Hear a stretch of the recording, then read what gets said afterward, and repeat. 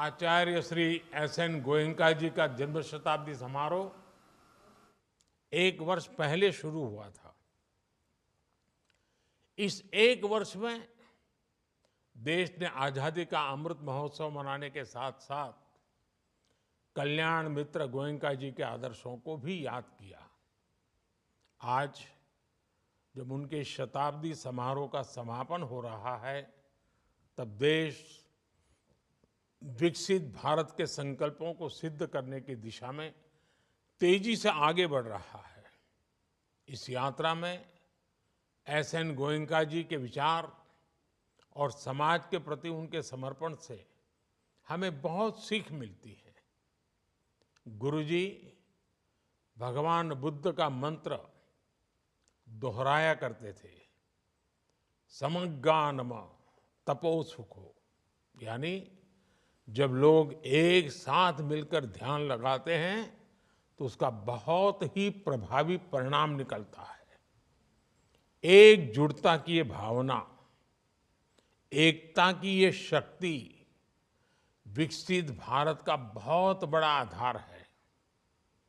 इस जन्म शताब्दी समारोह में आप सभी ने वर्ष भर इस मंत्र का ही प्रचार प्रसार किया। मैं आप सभी को अपनी हार्दिक शुभकामनाएं देता हूं। साथियों, आचार्य एस.एन. गोयनका जी से मेरा परिचय बहुत पुराना था। यूएन में वर्ल्ड रिलीजन कॉन्फ्रेंस में मेरी उनसे पहली मुलाकात हुई थी। उसके बाद कई बार गुजरात में भी मेरी उनसे मुलाकात होती रही थी। ये मेरा सौभाग्य है कि मुझे उनके अंतिम दर्शन करने का अवसर भी मिला था।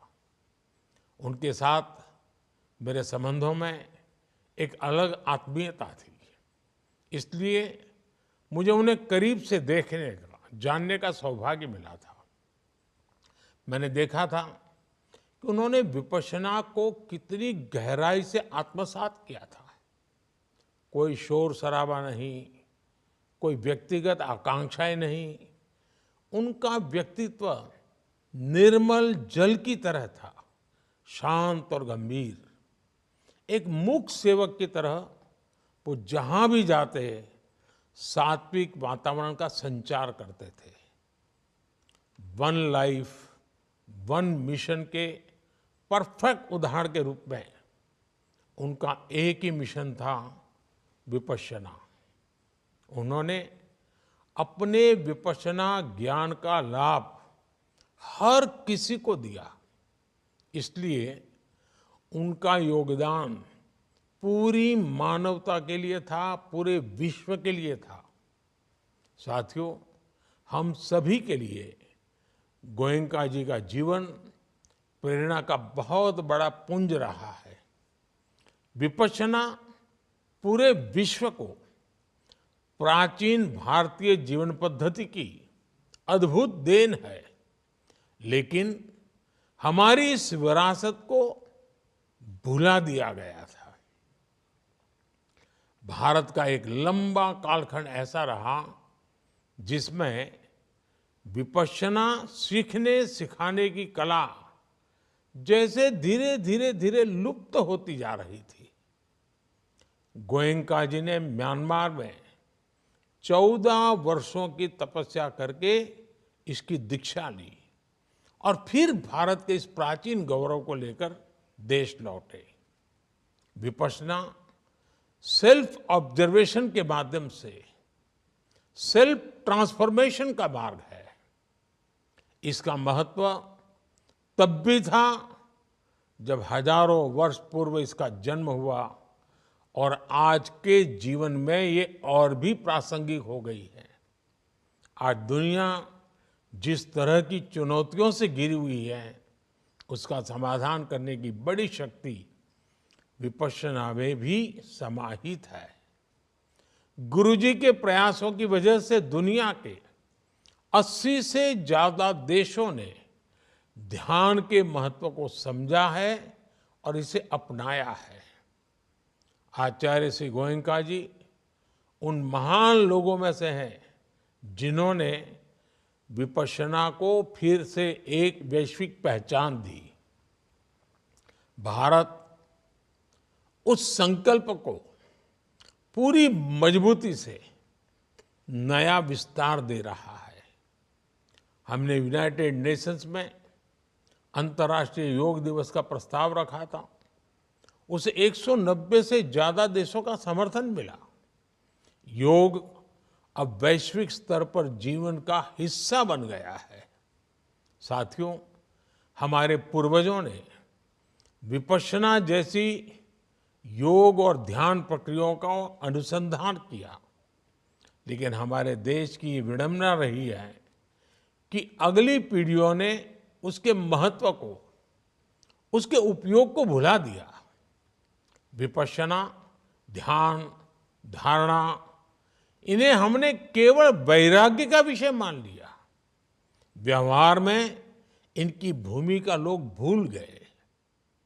आचार्य श्री एस.एन. गोयनका जी जैसी विभूतियों ने जनमानस की इस भूल का सुधार किया। गुरु जी तो कहा भी करते थे, एक स्वस्थ जीवन हम सभी का अपने प्रति बहुत बड़ा दायित्व है। आज विपश्यना व्यवहार से लेकर व्यक्तित्व निर्माण तक के लिए एक प्रभावी माध्यम बनी है। आज आधुनिक समय की चुनौतियों ने विपश्यना की भूमिका को और भी बढ़ा दिया है। आज डिस्ट्रेस और स्ट्रेस एक आम बात हो गई है। हमारे युवा भी वर्क लाइफ बैलेंस लाइफस्टाइल और ऐसी परेशानियों के कारण स्ट्रेस का शिकार हो रहे हैं। विपश्यना उनके लिए समाधान हो सकता है। इसी तरह माइक्रो फैमिली, न्यूक्लियर फैमिली की वजह से घरों में बुजुर्ग माँ बाप के बहुत तनाव में रहते हैं। हमें रिटायरमेंट एज क्रॉस कर चुके ऐसे बुजुर्गों को भी ज्यादा से ज्यादा संख्या में इससे जोड़ने का प्रयास करना चाहिए। साथियों, श्री एस.एन. गोयनका जी के हर कार्य के पीछे यही भाव रहा कि हर व्यक्ति का जीवन सुखी हो, उसका मन शांत हो और दुनिया में सद्भाव हो। उनका प्रयास था कि उनके अभियान का लाभ आने वाली पीढ़ियों को भी मिलता रहे। इसलिए उन्हें अपने ज्ञान को विस्तार दिया। उन्होंने विपश्यना के प्रचार प्रसार के साथ साथ इसके कुशल शिक्षकों के निर्माण का भी दायित्व निभाया। आप भी जानते हैं कि विपश्यना एक अंतर्मन की यात्रा है। ये अपने भीतर गहरे गोते लगाने का रास्ता है। लेकिन ये केवल एक विद्या नहीं, ये एक विज्ञान भी है। इस विज्ञान के परिणामों से हम परिचित हैं। अब समय की मांग है कि हम इसके प्रमाणों को आधुनिक मानकों पर, आधुनिक विज्ञान की भाषा में प्रस्तुत करें। आज हम सबको गर्व होता है कि इस दिशा में विश्व भर में काम भी हो रहा है, लेकिन इसमें भारत को और आगे आना होगा। हमें इसमें लीड लेनी होगी, क्योंकि हमारे पास इसकी विरासत भी है और आधुनिक विज्ञान का बोध भी है। नई रिसर्च से इसकी स्वीकार्यता बढ़ेगी, विश्व का और अधिक कल्याण होगा। साथियों, आचार्य श्री एस.एन. गोयनका जी की जन्म शताब्दी समारोह का ये वर्ष हम सबको प्रेरित करने वाला समय रहा है। हमें मानव सेवा के उनके प्रयासों उसको निरंतर आगे बढ़ाना चाहिए। एक बार फिर आप सभी को शुभकामनाएं। बहुत बहुत धन्यवाद।